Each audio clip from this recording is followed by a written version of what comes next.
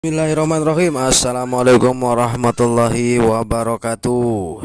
Berjumpa lagi dalam belajar hipnotis untuk pemula. Nah, pada kesempatan kali ini kita akan melanjutkan belajar kita, ya, belajar kita.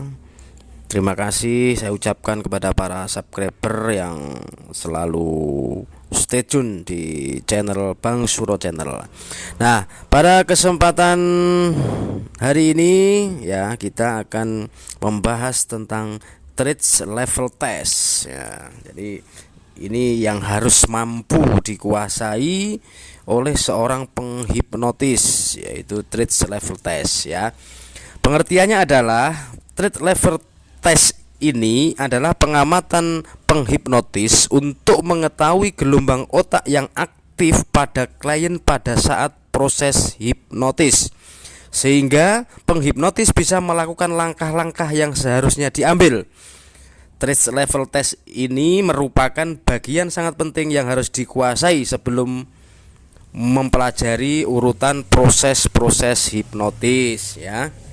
Jadi traits level test ini adalah pengamatan seorang penghipnotis. Jadi kita lihat klien ini benar-benar masih sadar atau dia sudah memasuki trace atau pura-pura atau bahkan malah tertidur. Nah, berikut adalah ciri-ciri klien saat mengalami berbagai gelombang ya. Yang pertama yaitu adalah gelombang beta ya.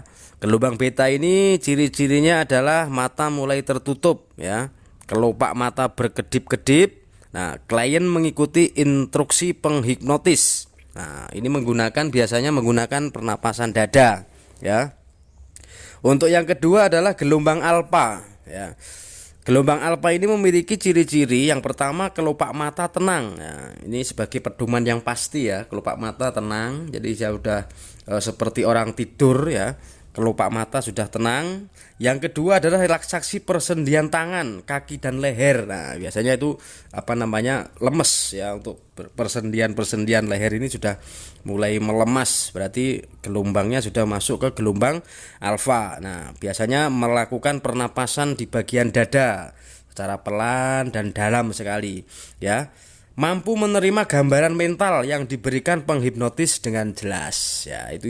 Itu adalah contoh atau ciri-ciri ketika seorang klien itu sudah berada pada gelombang alfa.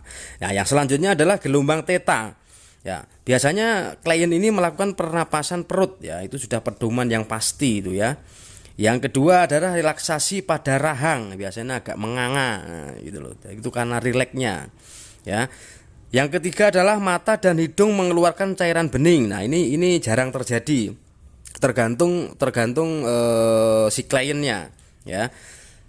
Terlihat seperti orang tertidur pulas tetapi mampu merespon kalimat dari penghipnotis dengan baik. Nah, makanya biasanya itu kalau memberikan sugesti biasanya dianjurkan untuk menanyakan ulang, meresponnya itu bagaimana. Contoh kalau ketika mengerti, anggukkan kepala Anda. Nah, gitu. Ketika klien benar-benar menuruti si penghipnotis, berarti gelombang otak klien sudah berada di theta. Ya. Selanjutnya adalah terjadi kemampuan mengingat yang berkembang sangat pesat atau hiperamnesia. Jadi apa gitu nih?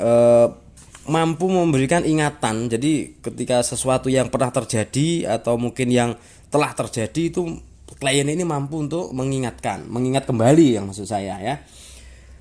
Untuk selanjutnya yang keempat adalah gelombang delta. Nah, biasanya ini sudah rapotnya terputus, ini sudah tidak ada komunikasi. Nah, jadi ketika kita memberikan satu respon atau mungkin merespon klien itu biasanya sudah terputus. Jadi tidak ditanggapi oleh klien ini ya. Selanjutnya adalah tidur sesungguhnya. Nah, itu sampai rileks sekali lah. Nah, itu traits level test. Jadi ini yang harus dimiliki oleh seorang penghipnotis ya. Jadi mampu untuk mengetahui gelombang yang aktif pada klien dan mampu melakukan atau memberikan proses hipnotis, sehingga berjalan dengan baik. Nah, untuk selanjutnya adalah tahapan hipnotis ya. Secara umum tahapan hipnotis itu adalah sebagai berikut. Yang pertama adalah prainduksi, yang kedua adalah induksi. Induksi ini biasanya ada deepening atau mungkin isolasi, itu biasanya opsional ya. Ketika klien ini belum benar-benar relaksasi, belum benar-benar trace, berarti harus melakukan deepening untuk memperdalam lagi tingkat relaksasinya. Yang ketiga adalah sugesti ya, sugesti.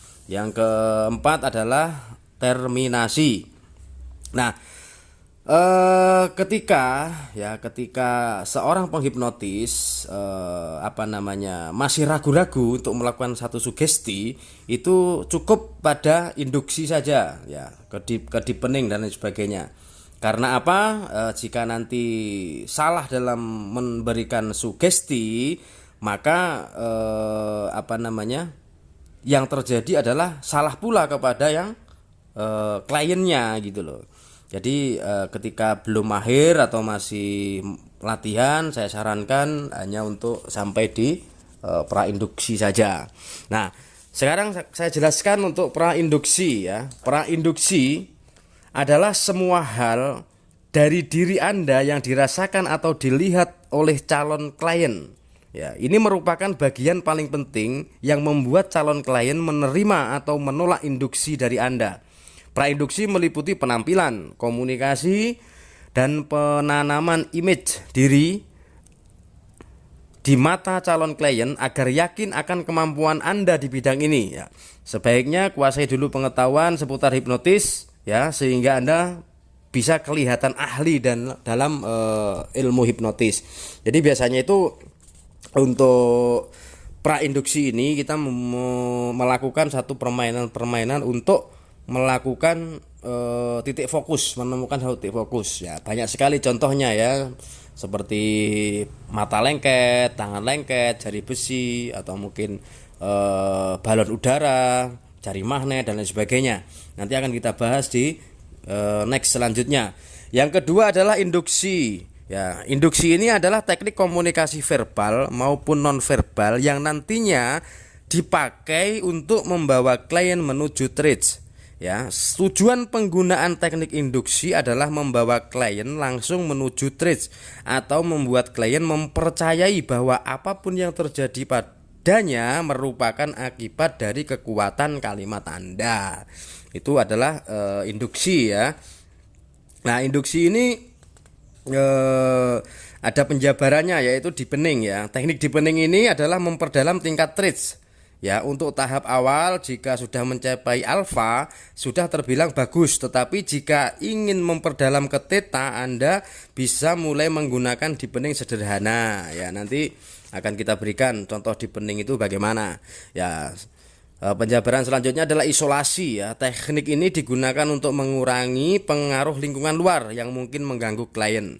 Tidak wajib digunakan juga, tetapi saya sarankan nih, saya anjurkan pemakaian isolasi sederhana itu berada di tempat yang tidak ramai atau mungkin yang sedikit sepi. Nah, mungkin dilakukan di dalam ruangan atau mungkin dilakukan di tempat terbuka tetapi jauh dari keramaian. Nah, selanjutnya adalah sugesti ya. Sugesti ini bertujuan atau tujuan utamanya adalah proses hipnotis ini ada di sugesti ini ya, yaitu adalah memasukkan sugesti positif ke pikiran bawah sadar klien. Tetapi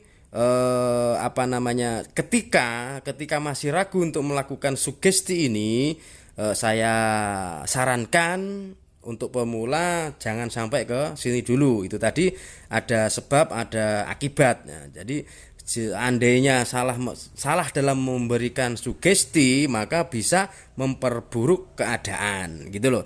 Ya, yang selanjutnya adalah terminasi. Ya, ini adalah proses mengakhiri hipnosis dengan membawa klien kembali pada kesadaran yang normal.